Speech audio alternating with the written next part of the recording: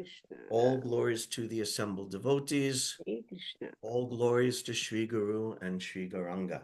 Hare Bol. Namo Om Vishnu Vidaya Krishna Pishnaya Bhutale Srimate Bhaktivedanta Swamini Namine Namaste Saraswati Deve Gauravani Prachayane Nirvishesha Shanivadi Paschadadi Shatarine. Hare Krishna, good morning. There's only a few of you there, but greetings to everyone in Philadelphia. It's nice to be in your, although it's virtual, nice to be in your association again. Om Namo Bhagavate Vasudevaya. Om Namo Bhagavate Vasudevaya. Om Namo Bhagavate Vasudevaya. Om Namo Bhagavate Vasudevaya. Om Namo Bhagavate Vasudevaya. Om Namo Bhagavate Vasudevaya. Reading from Srimad Bhagavatam, Canto 2, The Cosmic Manifestation, Chapter 6, Purusha Shukta Confirmed. Today we'll be doing text 8 and 9. We'll read text 8 together. Apam viryasya sargasya parjanyasya prajapate pumsa shishna upashtastu prajatyananda nirvite. Apam viryasya sargasya parjanyasya prajapate pumsa shishna upashtastu prajatyananda nirvite. Apam viryasya sargasya parjanyasya prajapate pumsa shishna upastastu prajatyananda nirvite. Others can chant. Apam Viryasya Sargasya Prajanyasya Prajapate Pumsaha Shishna Upastastu Prajatyananda Nivrite.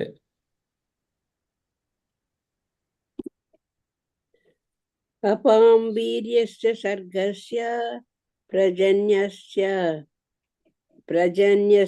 Prajapati Pumsam Sishna Upastastu Prajatyananda Nirvata. Hare Krishna. Krishna.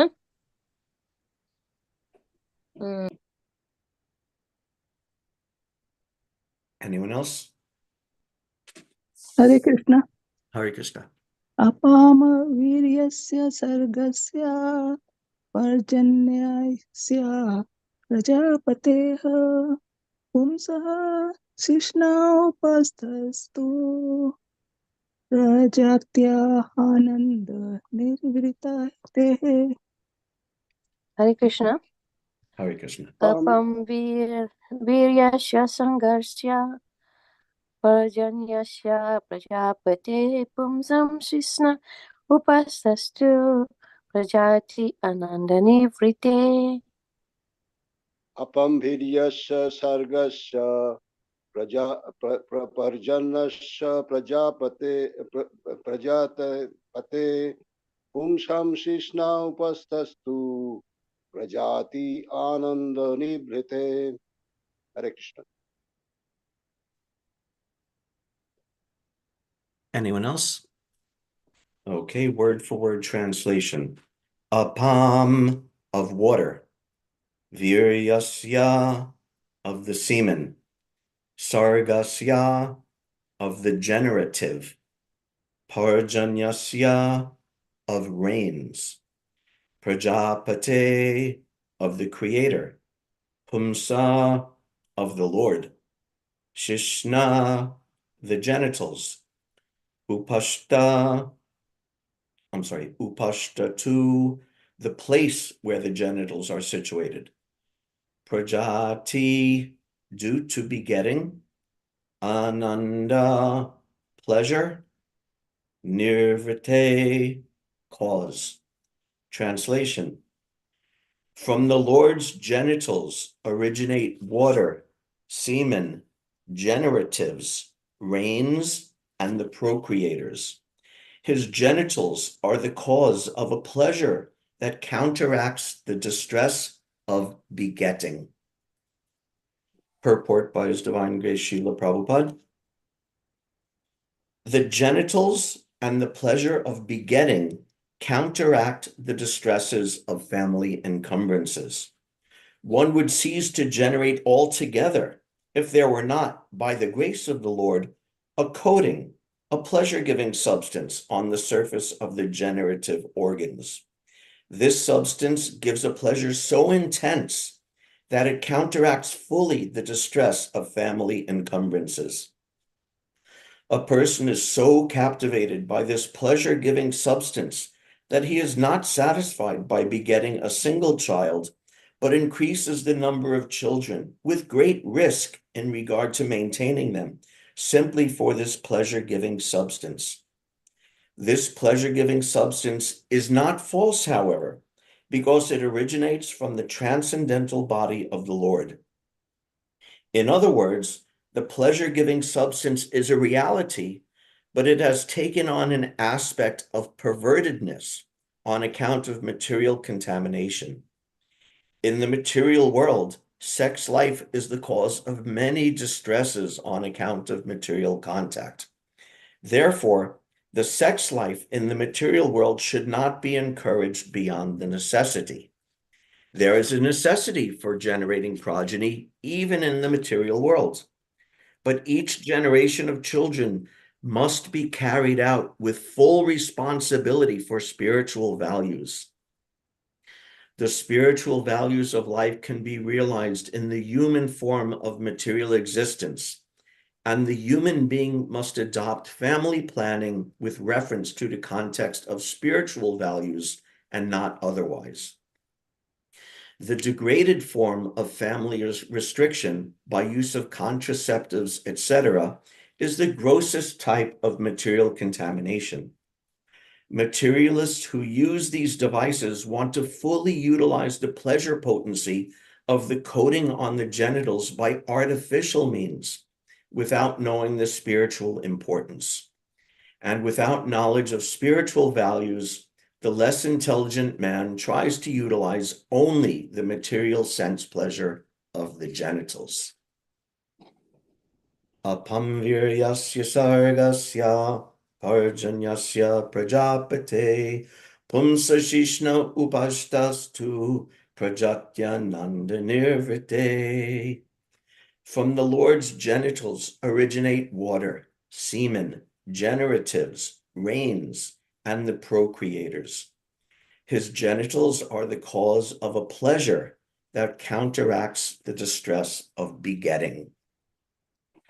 Nama Om Vishnu Padaya, Krishna Pushtaya Bhutale, Srimate Bhaktivedanta Swaminiti Namine, Namaste Saraswati Deve, Gauravani Pracharine, Nirvishesha Shunyavadi Paschata Deshatarine.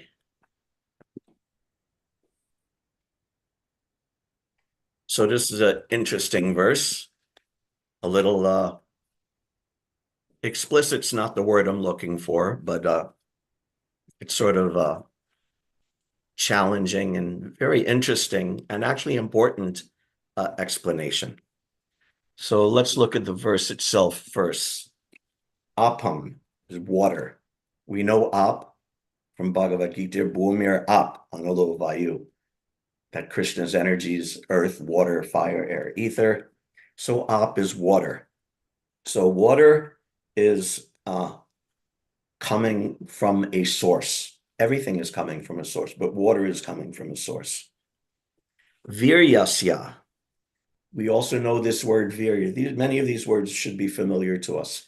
Virya means strength, power, especially or often, not just strength in a general sense, but very often it's used in the sense of heroism or sort of masculine strength or virility or heroism like that. This is virya. Like heroes are called virya, like that. But virya in the sense of this virility or masculine energy is also referring to the semen, which is in one sense, you could say the distilled masculine energy. So that's virya. That's also coming from a source. Sargasya. This word sarga we should also know. Just like this is the 6th chapter in, I think, if my memory is not too corrupted, I think in the 10th chapter of this canto, it is described the 10 topics of Srimad Bhagavatam. And the first 2 topics of Srimad Bhagavatam are Sarga and Visarga. Sarga, just like Sargasya in this verse, means the creation or the generation of the whole cosmic manifestation. This is Sarga. And then Visarga, which is to some extent the topic of the 2nd chapter, 2nd canto. Visarga means the subsequent creation, where Lord Brahma takes all this unformed and unorganized material energy, and being empowered by Krishna, he organizes that into the organized creation of planets and galaxies and stars and planets and moons and all the biological process and all the different bodies of different species are all created. That's Visarga. But Sarga is creation. So here, Sargasya, Prabhupada translates it, of the generative. And generative means anything, that which generates, that which creates. So all the creative processes that are going on within the world, these are also coming from a source. Parjanyasya is next. Rain. Hare Krishna, I'm sorry. Did someone say something or? No, I said rain. Yes, rain. Yes, Parjanya means rain. So the rains also have a source. And the rains, just like all these other things, the rain, of course, is water. The first word was ap, water. So rain is also water, but rain is water in a particular form that falls from the sky. What's that Shakespeare? The mercy from heaven is not strained, it falleth like the gentle rain. So water is essential for life and all creation, but in particular, the rains come and fall on the ground and allows the seeds to sprout and the trees to grow and agriculture to happen, and the herbivores have something to eat because of the rain, and then even the carnivores, because of the rain, the herbivores are there, and then the carnivores are also eating the herbivores. So they're also dependent on the mercy of the rain falling. So the rain, this is another creative agency. Water, semen, all generative things, and the rain, just like Krishna's grandfather was Parjanya Maharaj, the king of the cowherds. And he was also, his name was Parjanya, and it said that he had that name because he was as merciful. In charity, he was just like the rain, distributing, everywhere. Just like the rain falls everywhere. Prabhupada says the rain, it falls on the ocean, it falls on the earth, it falls on the rocks. So he was like that, giving so much charity. And not only in that sense, but he was like the rain in the sense that he was nourishing the entire village and community of Gokul and maintaining them and seeing that they thrived and were prosperous and happy in every way, just like the rain's coming. And just like it's also so nice if you read in Prabhupada's early writings of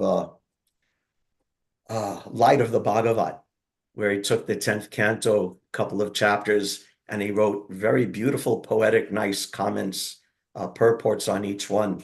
And he's talking about how after the hot summer in Vrindavan in India, and then the rains come, it's like, oh, the rains are here and life is coming again, and everything that was brown and dried out and burnt practically to a crisp. Everyone knows who's been in India in the summer, what that's like. It's very intense. And then the rains come and it's like your life has come again and everything starts growing and everything starts flourishing and things change from brown to green, just like you could often see nice photos of Govardhan Hill. And you see some photos in the summer and it's basically just rocks. It's like a big pile of rocks with maybe a few brown brown twisted trees here and there. And then if you see a picture of Govardhan Hill during the rainy season, it's all covered with green and grasses and trees, and the peacocks are dancing. So this is rain, is also this generative principle, this source of life. And it comes from somewhere. All of these things have an origin. Next is Prajapati. Prajapati, Prabhupada translates, he says in word for word, excuse me, in the word for word, he translates as the creator. And in the running translation, he calls it the procreators. So the Prajapatis are like Brahma and the Manus, all of these different sages and great powerful persons who are creating all the progeny of the universe. And Prajapati also means like the forefather of a dynasty, or even your parents are Prajapati in a sense. Or if you're a father or a mother, you're also Prajapati in a sense, that you're giving rise to population, to living beings. You're creating, generating all these things. So all of these things, all these processes of nourishment and birth and generation and regeneration and life and increase and prosperity and happiness and fulfillment, all these things are going on through water, through semen, which implies the sex act, through all the creative processes, through the rains coming, and all the persons who are giving birth to new living entities or giving birth to new persons. All of them are coming. And what is the source of all these things? Pumsa Shishna Upastas tu. All of these things are coming from Krishna. And we know everything comes from Krishna. That we should know by now. Everything is coming from Krishna. Krishna is the source of everything that exists, everything that can exist is coming from Krishna. And in terms of the universal form, in terms particularly of the Virat Rupa, the conception is that all these things are coming from the genitals of the Lord. Because the Virat Rupa is this conception of the Lord existing within the material energy. And all the different aspects of the material energy are simply aspects of his body.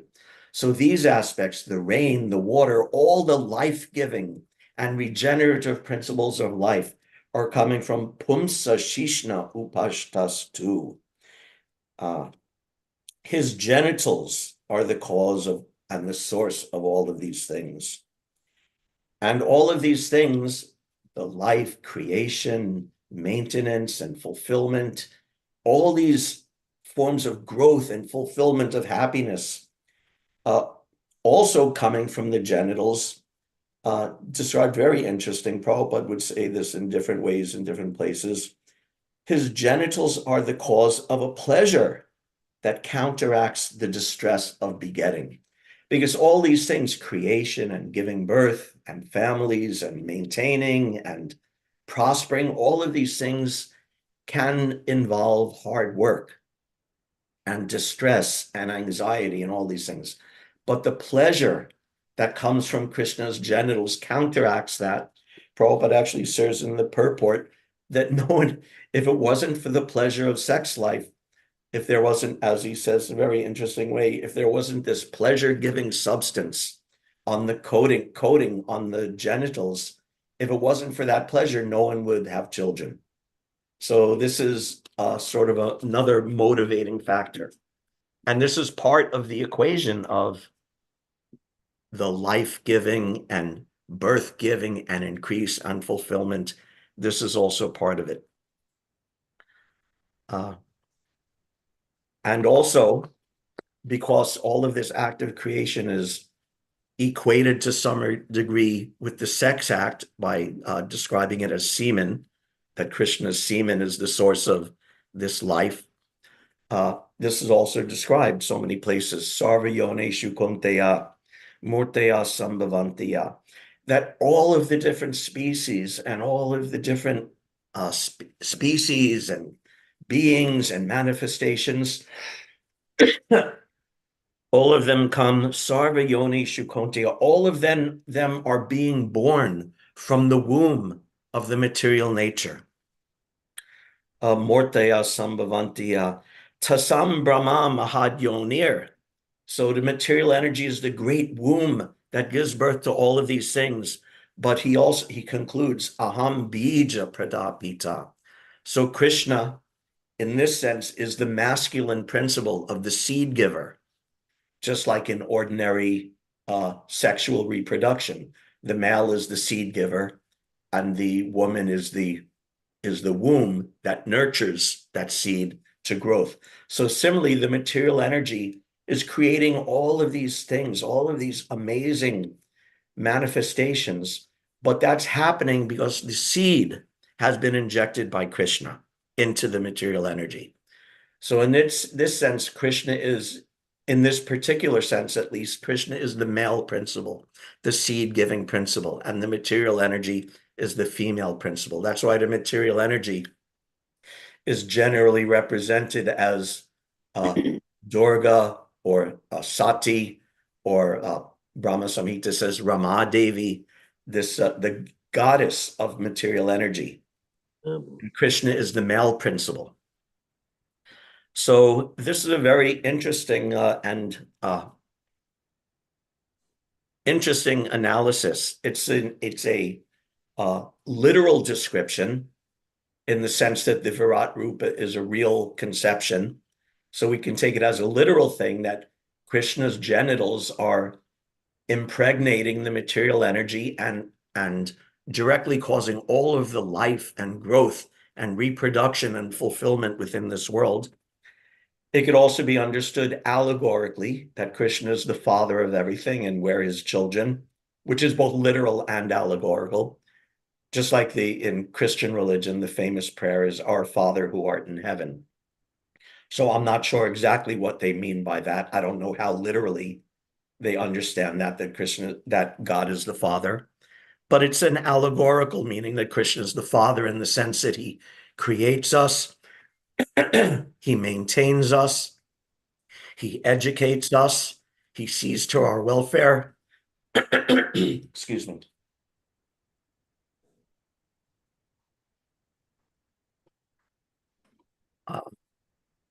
And he takes care of us, and he only wishes well for us. So in that allegorical sense also, God is the Father and we're the children. And it's also true in an ontological sense. Not to artificially use big words, but ontology simply means analyzing a thing in terms of its different categories and how those categories relate to each other. Ontology is more or less what we call in Krishna consciousness Sambandha Gyan. When we understand Krishna and Krishna's energies and the position of the material energy and the position of the living entities, this is ontology. Just like Vishnu Shakti Para Prokta, Vishnu Shakti Para Prokta, Kshetra Gyakya Tatak Para, Avidya Karma Samyamya, Trithya Shaktir Ishite. That there's Krishna, Vishnu, the Supreme Personality of Godhead. He has his spiritual energy. He has his marginal energy, which is we, the living entities.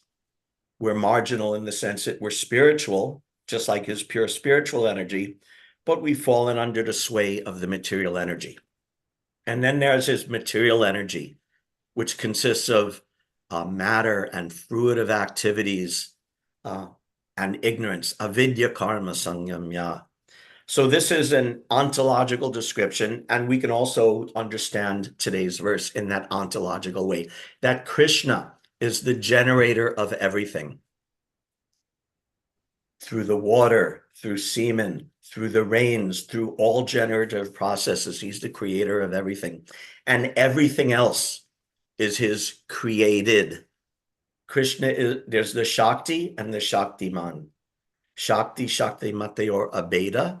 In one sense, this is classic Achinta Beta Beta Tattva, that in one sense, there's no difference between Krishna and Krishna's energies, no difference between the energy and the energetic source.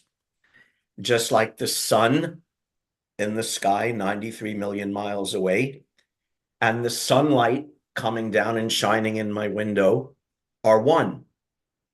They're not separate things. But in another sense, there's also a difference that the sun is up there and the sunlight is coming down here. It's the energy.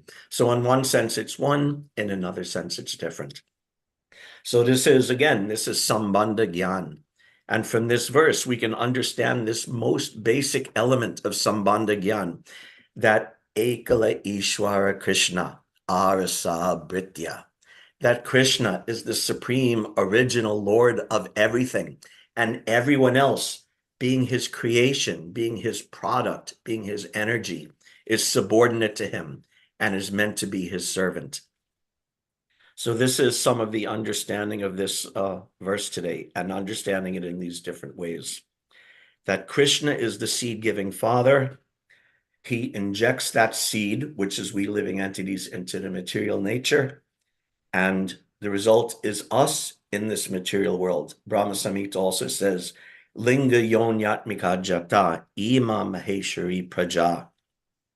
That Linga Yonyatmika Jata, that everything is born, everything appears and is created by this combination of male and female principles.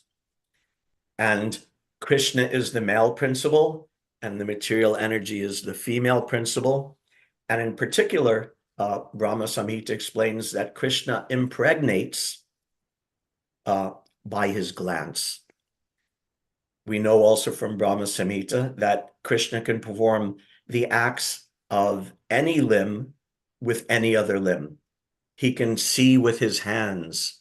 He can eat with his ears. When we offer prayers to Krishna to offer prasad, he's hearing that, and through that he's eating. What's that? Angani yasya sakalendriya vrittimanti. That one limb can perform the actions of all the other limbs.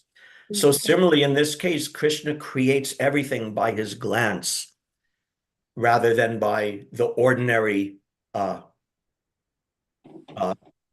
process of sexual intercourse, by his glance. And that glance is when he glances upon the material energy. Brahma Samhita describes that glance is like a glowing ray, and there's a glowing halo around that glance, and that halo is manifested as Shambhu, as Lord Shiva. Therefore, Lord Shiva is always existing as the consort of Sati, as the consort of the material energy, because Krishna does not directly contact the material energy. So through his expansion as Shambhu, he's contacting the material energy, and therefore the creation is often described in this way and manifested in this way. So Krishna is doing this. He's the father. He's the seed-giving father of everything. But why is he doing this? The hint is there in the verse. Let's see. His genitals are the cause of a pleasure that counteracts the distress of begetting. So this is the material condition, that having children and family can be troublesome, but because of the pleasure of sex, and not just gross sex, but the pleasure of family life and associating with a beloved mate and associating with beloved children and loving reciprocation between them. All of this is the pleasure coding that enables us to take pleasure in what might otherwise be simply troublesome. So why does Krishna do it? For the same reason, not exactly in the same way, but for the same reason. He does it for pleasure. The Vedas say, Eka Bahu Syam, that the one became many, because Krishna is one. He's the one supreme existence. Let's see, keep an eye on the time. He's the one supreme existence, but due to his desire for pleasure, he has expanded in, again, Vishnu Shakti Paraprokta, in his spiritual energy, which includes the spiritual world and all of his internal associates, greatest of all, Radhika, and all the other associates of Vrindavan and the spiritual world. These are all expansions of his spiritual energy. And he also expands as his marginal energy, because our purpose is to have a loving relationship with Krishna, and this gives Krishna pleasure. Prabhupada explains this nicely. This is a class in Mayapur in 1973. Prabhupada said, so Krishna expands, Eka Bahu Syam, expands, Ananda Chinmaya Rasa Pratibhavitabis, Tabir Yaeva Nijarupa Taya Kalabhi. Krishna expands his energy, Ananda Chinmaya Rasa, humor, mellows to enjoy. He expands himself. Just like Sri Swarup Damodar Goswami has given us the definition, Radha Krishna and Sri Chaitanya Mahaprabhu. Radha Krishna Pranaya Vikritir Ladini Shakti Rasmat, Ekatmanav Api Deha, Api Bhuvi Pura Deha Bedam, Gato Tao. So this is an amazing statement from Srila Prabhupada from this class, that Krishna creates everything. It's not work like it is in the material world, and it's not illusion like it is in the material world. But Krishna's purpose is to enjoy. So he creates everything. Ananda Chinmaya Rasa Pratibhavitabis. That's where's the translation. I worship Govinda, the primeval Lord, residing in his own realm, Goloka, with Radha, resembling his own spiritual figure, the embodiment of the ecstatic potency possessed of the 64 artistic activities, in the company of her Sakis, embodiments of the extensions of her bodily form, permeated and vitalized by his ever blissful spiritual ras. So this is amazing because Srila Prabhupada is saying that we were created for the same reason that Krishna expands his energy as Radhika and all the gopis. We cannot be Radhika. We cannot be any of the principal gopis. That's not possible for us. Prabhupada said that that's, if you think like that, that I'll become Radha or I'll become Yashoda. He said, this is Mayavad philosophy. But the reasoning and the situation is the same, that we're there to enhance Krishna's pleasure. Even he goes so far as to give the example of Swarup Damodar's verse explaining the appearance of Chaitanya Mahaprabhu. Radha Krishna Pranaya Vikritir Ladini Shakti Asmat, that the pastimes of Radha and Krishna are pure spiritual bliss. They're completely pure spiritual bliss, comprised exclusively of Ladini Shakti, of the energy of Krishna's energy of bliss, his internal potency. Ekatmanav api bhuvi pura deha bedam gatoto. And those two, Radha and Krishna, have now become one for the sake of that same bliss in the person of Chaitanya Mahaprabhu. So Prabhupada is explaining that this, Krishna expanding as all of the internal residents of Vrindavan, including Radhika, and Radha and Krishna combining and manifesting as Chaitanya Mahaprabhu, all these different manifestations of energy and creation and generative process is there for the purpose of Krishna's pleasure. And we are there for exactly the same reason. We're not Radha, we're not Chaitanya Mahaprabhu, but our reason for our raison d'etre is exactly the same, to give Krishna pleasure. And by doing that, by giving Krishna pleasure, because we are Krishna's children, because we are Krishna's seed, because we're Krishna's energy, when we do that, then we get the highest pleasure in return. So this is why Krishna does it. But then what about us here in this material world? Krishna's generative powers are used like that for our creation, for our existence, for our fulfillment, and ultimately for our pleasure and our full spiritual realization. This is all part of Krishna's generative powers and for Krishna's pleasure. Actually, it just came to mind, just like the nice discussion in Teachings of Queen Kunti. There's that section of Kunti Stotram, where Kunti is speculating about why Krishna appears. She said, oh, does he come to kill the demons? Oh, Krishna comes to protect the devotees. He came for the pleasure of was it Yadu, or for the pleasure of Maharaj Yadu, the head of the dynasty. He came to protect his devotees. He came for the sake of Vasudeva and Devaki. And Krishna concludes that all these reasons are there, but the real reason Krishna comes is one, for his pleasure. So all of this for Krishna's pleasure. And the reflection of that, in this world, Krishna has this generative pleasure of creating and maintaining and interacting and loving all of his devotees. And the perverted reflection of that is the gross act of sex within this world. And as Prabhupada says in the purport, it has a pleasure coating, which makes it so pleasurable that people will do anything and give up anything for it, practically. The Sanskrit is Prajatyananda Nirvrite. Prajati means creation, praja, giving birth, and ananda. We all know this word ananda. Ananda means bliss. So there's a bliss to that generative process of sex within this world.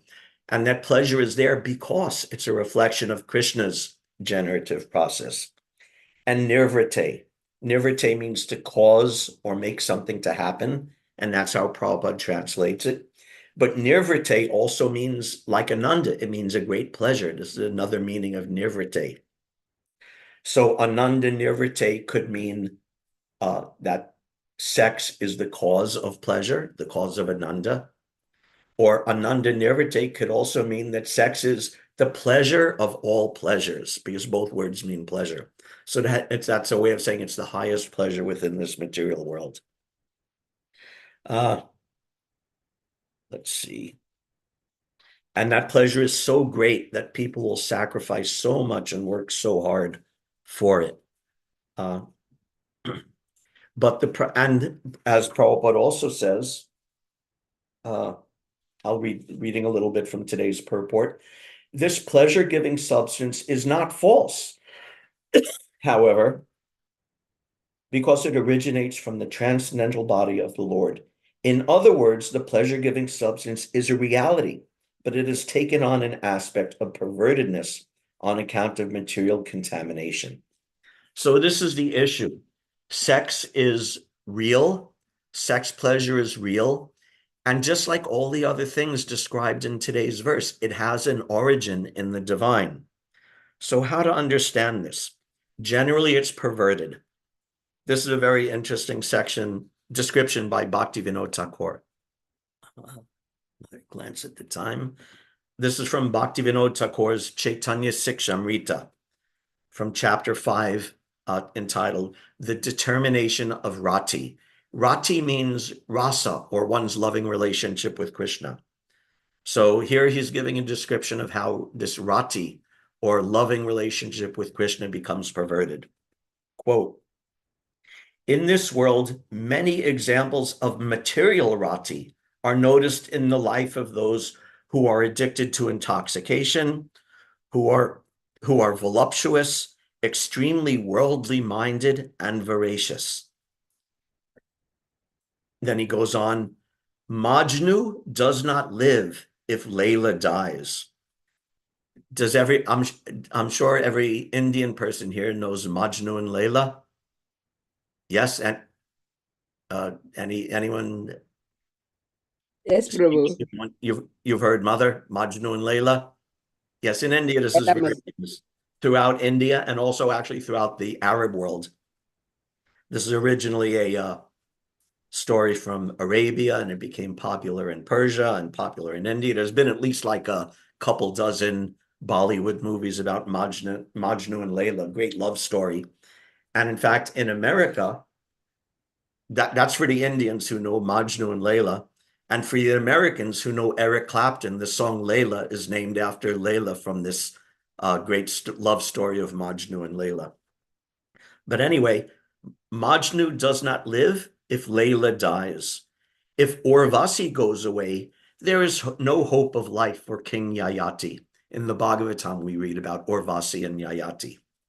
Romeo gives up his life for the sake of Juliet.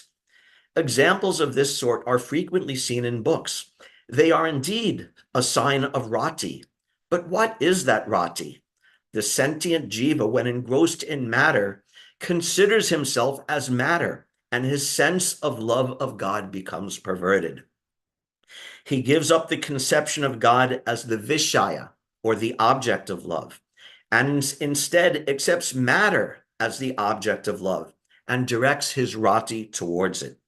For example, one old woman who was hearing the Ramayana was very much perturbed and was crying. When asked why she was crying, she replied that her goat once went to the forest and was never found again. So when she heard of the banishment of Rama to the forest, she recollected the sad loss of her goat and was crying. So this is a gross and humorous example of this perversion of rati, this perversion of the original sentiment of sex or sentiment of love, how it becomes perverted. Majnu and Layla, Romeo and Juliet, all of them end badly. And this funny example, the woman's crying, oh, Ram went to the forest. I also lost my goat in the forest. Oh, I'm so sad. This is material rati. This is the material perversion of the original love of God. And this is what happens. And this is why sex often in society in general, sex becomes so problematic. And for those on the spiritual path, sex can also become problematic. Problematic in the sense that when we're material contaminated, we still have this sense of material rati and want to try to enjoy separately from Krishna. So what's the solution? One solution is like the Mayavadis, that, oh, this material life, love, relationship is all illusion, all cause of suffering. Therefore, give it all up. No more love, no more relationship. What to speak of no more gross sex, no more connection. In fact, you deny the entire existence of it all. You don't only renounce it, but you even deny its existence. And this is the Mayavadi solution.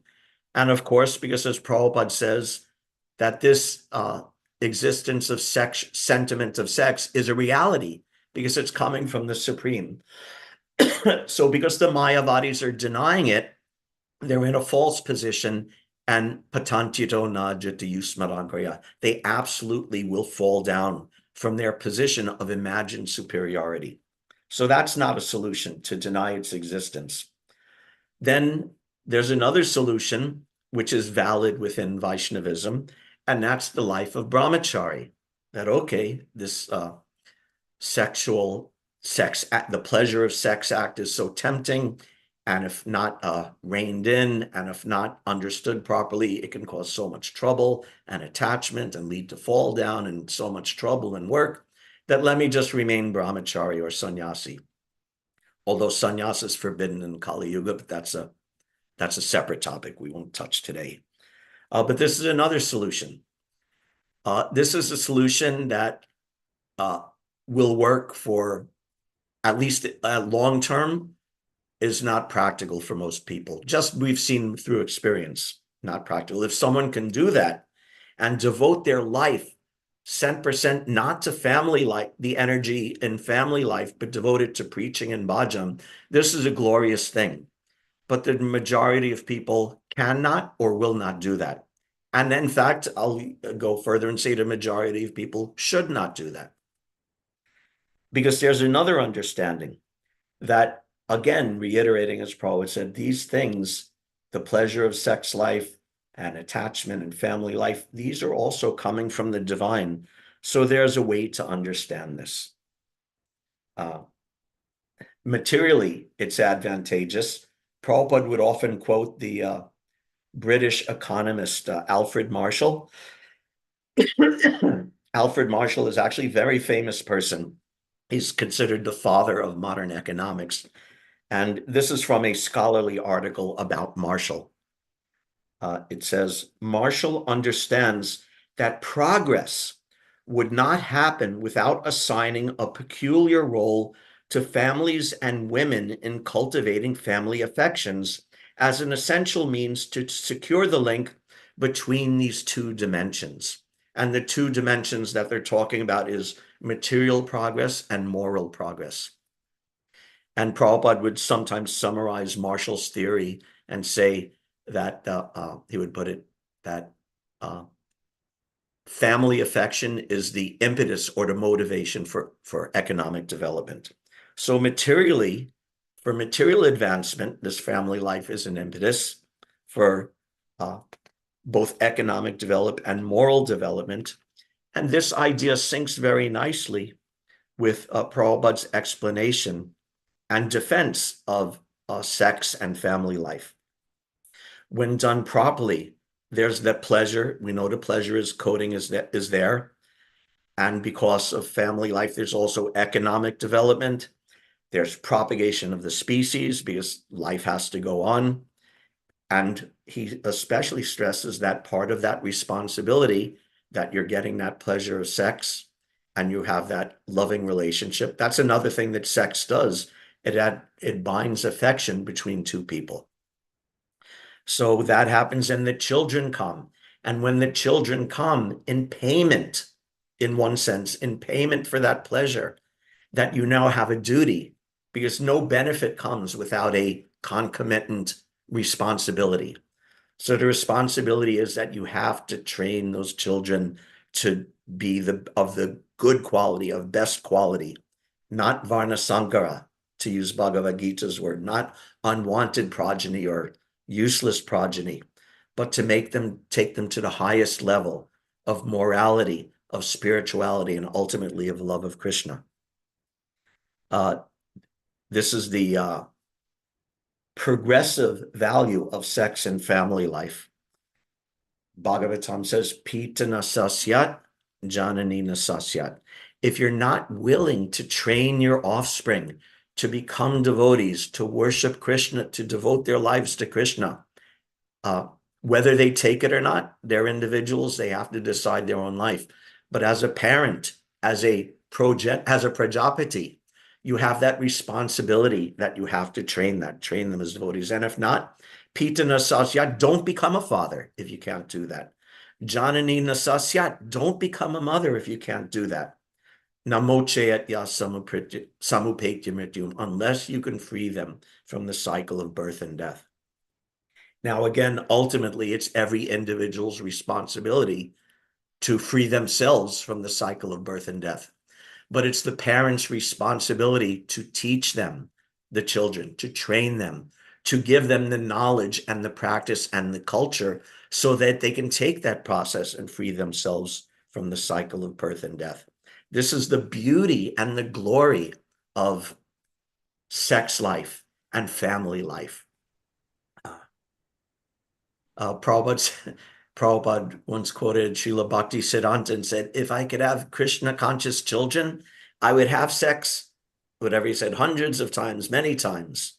Of course, he still didn't, but that idea is there, that this is glorious. And if you can do that, have a child and train him, educate him in Krishna consciousness. This is perfect. There's nothing corrupt or bad about that. And the renunciants, they sometimes look at the family members like that. This is going back 40 years, but I remember as a young devotee, if you saw someone take off a saffron dhoti and put on white, it was like, oh my God, this person, he's as good as dead now. And of course, that idea went away when all those puffed up saffron persons also ended up putting on white or worse. But that mentality was there.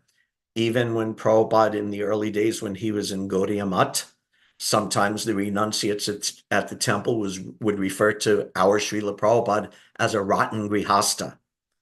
And even I've heard that even Bhakti Siddhanta would sometimes, in a teasing way, not a serious way, but even as a teasing way, criticize his father, Bhaktivinoda Thakur, the greatest acharya of the modern age, and criticize him, oh, you're an attached householder, like that.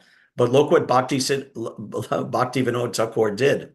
He practically he took the teachings of Chaitanya Mahaprabhu, which had been so lost and so twisted and corrupted over the years, and he gave us the modern form of Krishna consciousness that we're practicing today, that was inculcated in his son and given to Srila Prabhupada, who created this International Society for Krishna Consciousness. This is really the gift of Bhaktivinoda Thakur, the attached householder.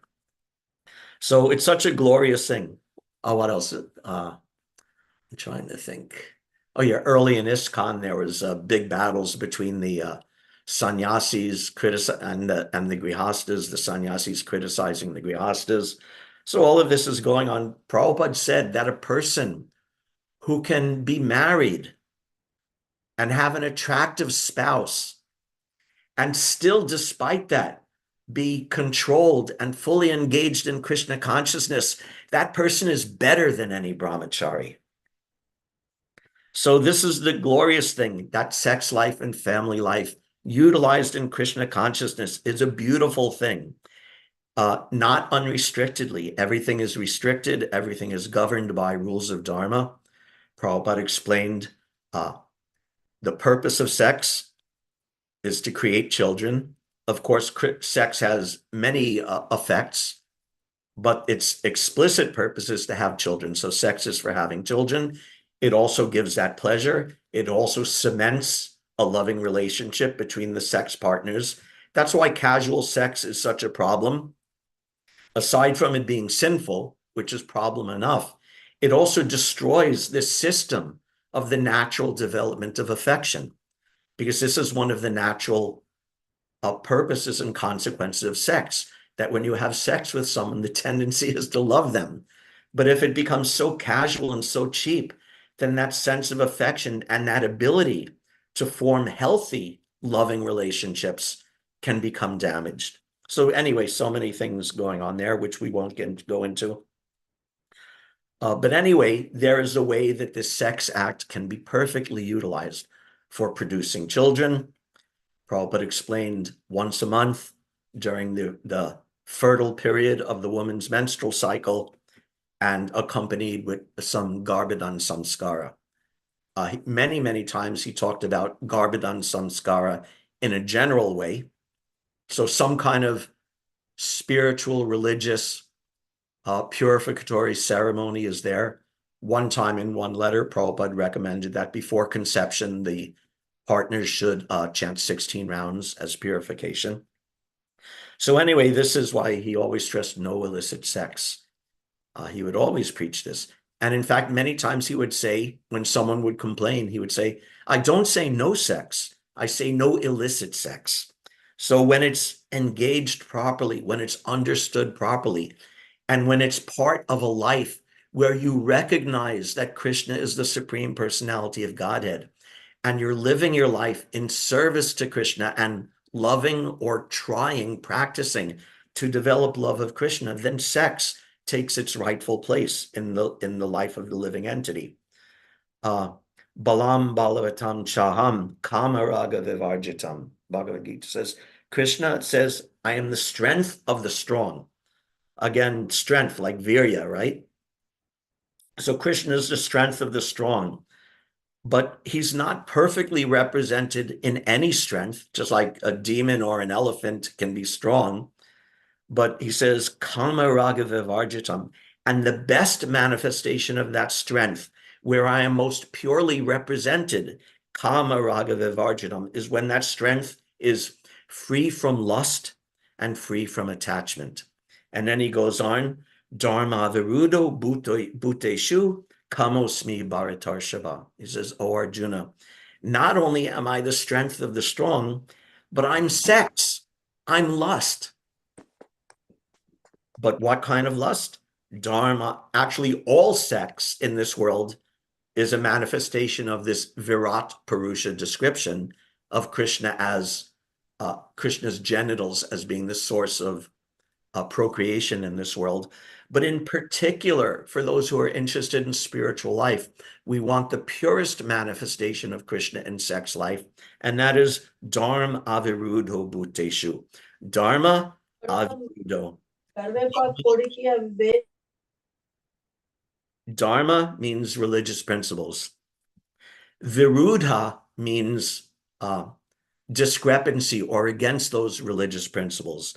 And avirudha means not against those principles. So dharma virudo bhuteshu kamosmi bharatar shava. And as Prabhupada translated, Krishna says, I am sex life, which is not contrary to religious principles. So we also know this word virudha, that like in Bhakti, again going Bhakti Siddhanta's pranam mantra. What's that? Rupanuga, I'm trying to think.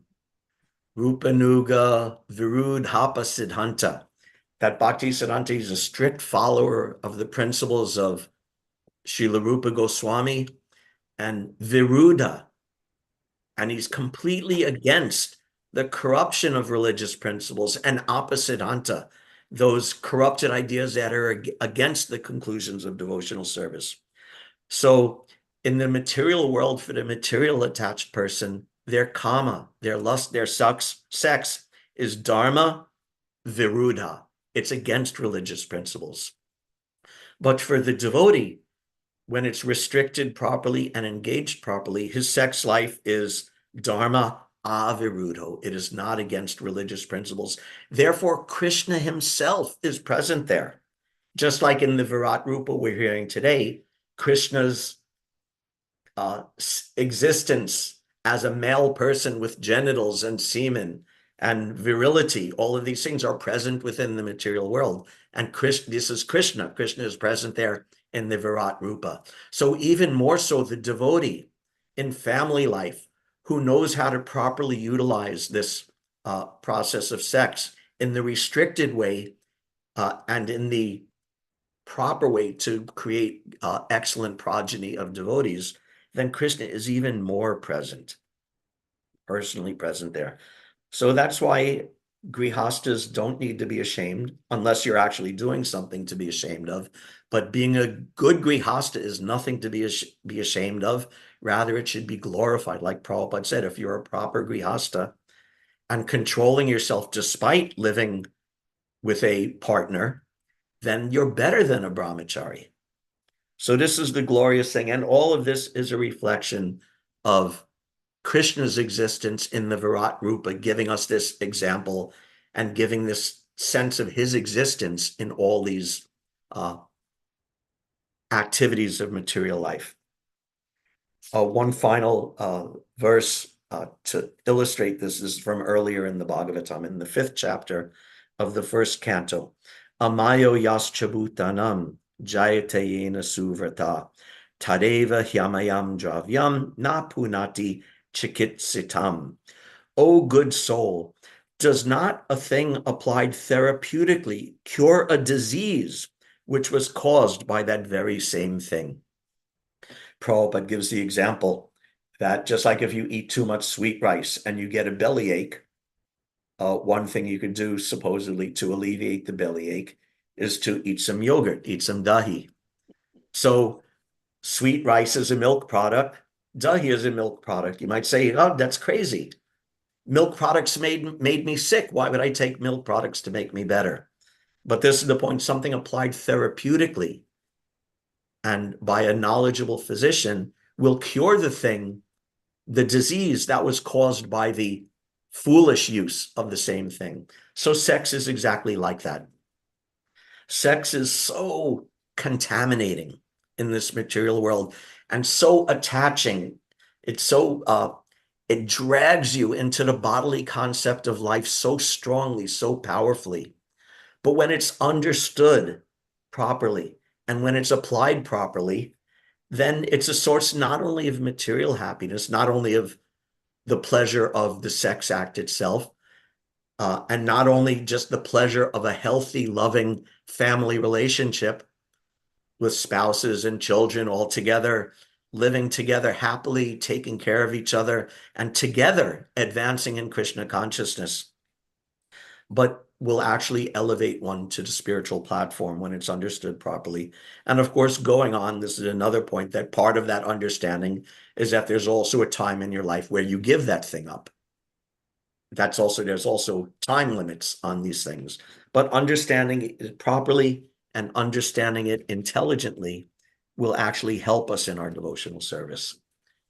And unfortunately, I just realized I completely skipped the next verse, text 9, which we were supposed to cover. So I'll take 3 seconds just to read it. O Narada, the evacuating outlet of the universal form of the Lord, is the abode of the controlling deity of death, Mitra, and the evacuating hole and the rectum of the Lord is the place of envy, misfortune, death, hell, etc. So again, this is something that could be understood literally and also allegorically, that of the different bodily functions, evacuation is generally considered to be less pleasant, less clean, less nice. It's sort of something we have to do. So in that sense, and also another way of looking at it is that when we eat, which is the other end of the equation, when we eat food and we get the pleasure of food, the pleasure of eating it, and then we take it in our stomach and we digest it, and all the essential nutrients and proteins and fats and sugars are extracted from it. And when all of that life-giving, wonderful pleasure, in essence, is extracted from it, then everything that's left over is discarded by the process of evacuation. So just like in our life, we enjoy, we try to extract pleasure, Prabhupada would say squeeze pleasure out of this material life. And when we've wrung all that we can out of it and our senses are wasted and our body is wasted, then we die and it's over, just like evacuating. So anyway, nothing more on that particular verse, but thank you very much, everybody, for your kind attention. If there's any questions or comments, we can discuss now. Thank you.